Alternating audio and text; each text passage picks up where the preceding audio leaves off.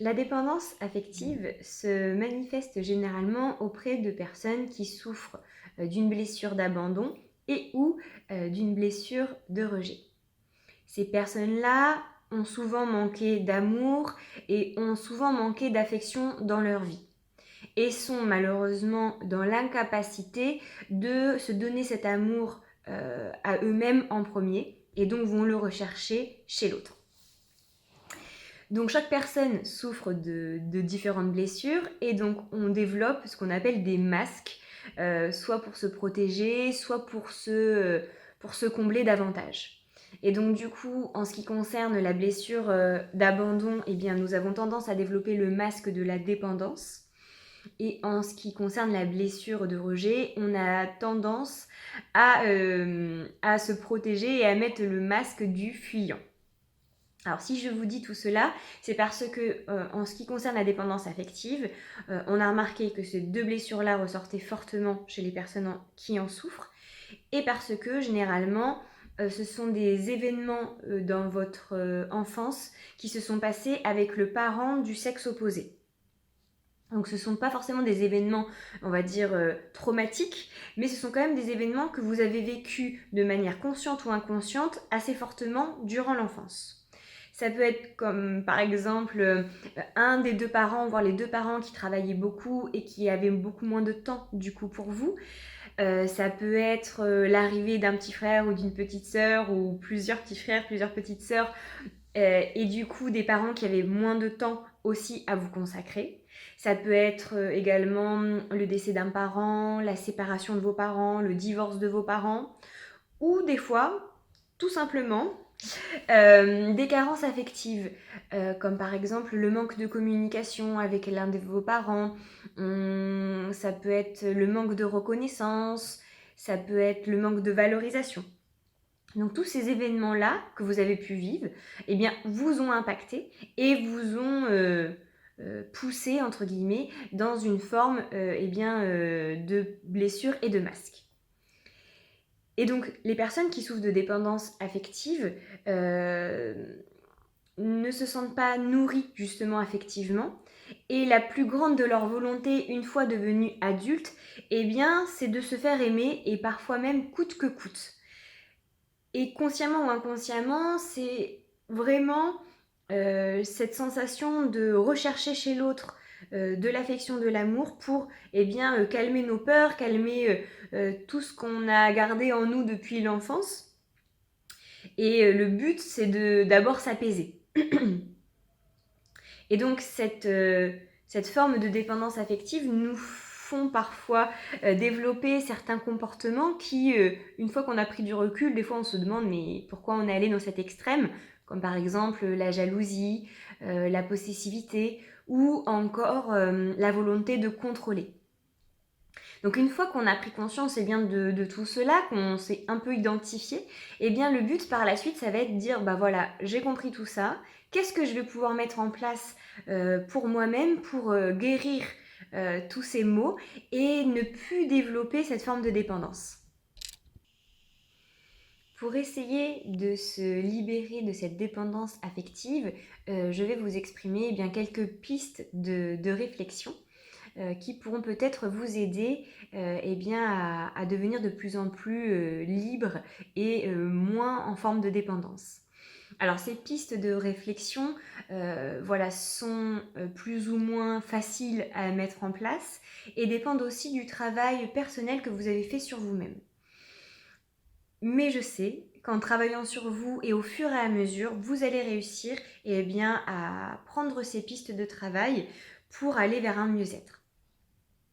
Donc la première piste de travail que j'aimerais vous partager, c'est d'abord de savoir exprimer vos manques et ce que vous avez vécu en lien avec la ou les personnes qui vous ont fait ressentir tout cela. Je m'explique.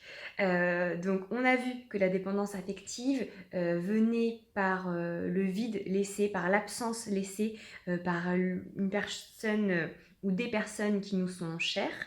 Et donc pouvoir s'en libérer, c'est-à-dire pouvoir parler à la personne ou aux personnes qui nous ont causé du tort.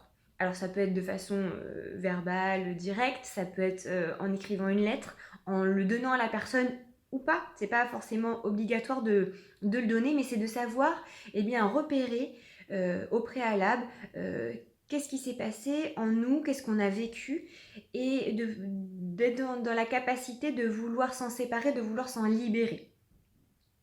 Donc cette prise de conscience est primordiale pour pouvoir aller au-delà et pour pouvoir travailler sur nous-mêmes.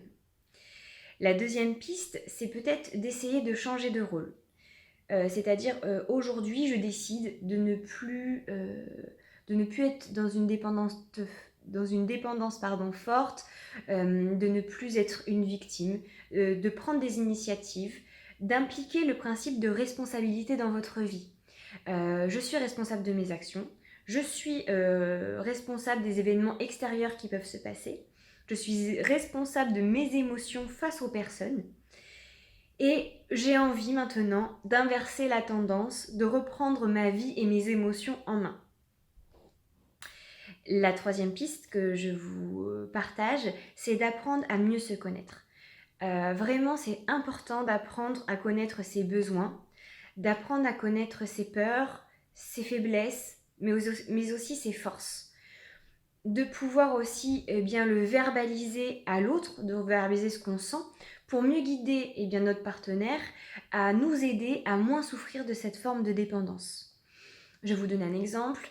Par exemple, vous ne supportez pas quand votre partenaire va vous dire écoute, là, demain, après-demain, dans 2 jours, je vais aller manger au resto avec mes amis. Enfin, quand c'est possible, quand il n'y a pas le Covid. Mais je vais manger au resto avec mes amis, je vais aller boire un verre et du coup, je vais y aller sans toi. Boum, le dépendant affectif, là, ça s'agite et on a des peurs, des angoisses qui ressortent. Je vais me retrouver seule. Il va prendre du bon temps, il ou elle va prendre du bon temps sans moi, va partager des moments sans moi. Vous voyez, tout ça qui se passe, et du coup, on peut développer des formes de réactions qui peuvent être des fois disproportionnées et peut-être incompréhensibles aussi pour l'autre. Et donc, le but, c'est aussi de dire à l'autre, voilà ce que je ressens quand tu me dis ça, et de trouver ensemble des solutions pour que ça vous apaise. Comme par exemple, du coup, si ça ne te dérange pas, j'aimerais bien que tu organises ce genre d'événement, mais peut-être me prévenir, je sais pas, 1 semaine à l'avance, pour que déjà moi, je puisse intégrer l'information, qu'on puisse en discuter, que je puisse peut-être moi organiser des choses de mon côté qui vont me rassurer, aller voir mes amis, aller voir ma famille, m'organiser quelque chose qui me plaît pour du coup un peu compenser et apaiser tout cela. Donc voilà, d'où l'intérêt de mieux se connaître, de mieux connaître ce que l'on aime aussi, pour aller vers des directions qui nous plaisent. Et donc la dernière piste que j'aimerais vous conseiller, et je trouve que c'est peut-être la plus difficile, c'est vraiment essayer de s'accepter soi.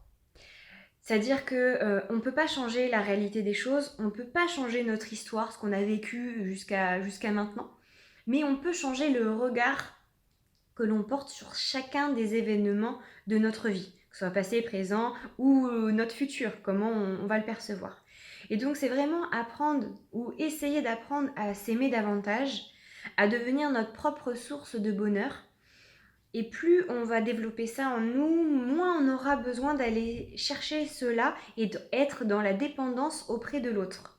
Et ça rejoint un petit peu la piste d'avant, donc d'apprendre à bien se connaître, c'est-à-dire vraiment, moi je sais que j'aime le cinéma, j'aime le théâtre, j'aime peindre, j'aime regarder la télé, j'aime faire du yoga, enfin voilà, j'aime faire toutes ces choses-là.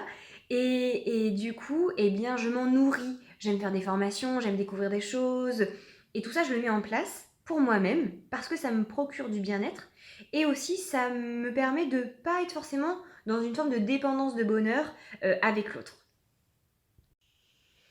J'aimerais partager un dernier point de vigilance concernant les hommes et les femmes qui souffrent de dépendance affective.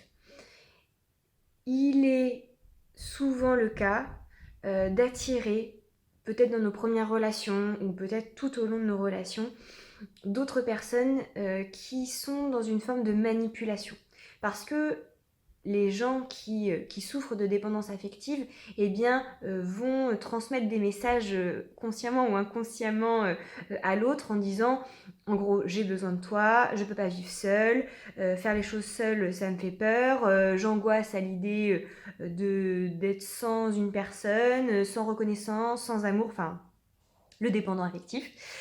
Et il y a des personnes qui sont peut-être moins bienveillants, qui ressentent ça, qui l'entendent, qui le voient, et qui peuvent, eh bien, entre guillemets, en jouer. C'est-à-dire qu'ils peuvent être dans une forme de manipulation pour que l'autre, eh bien, ne sorte pas de cette dépendance, ils ne vont pas aider la personne avec qui ils sont, pour que l'autre s'épanouisse, pour qu'il grandisse de lui-même et pour qu'il se libère de tout cela.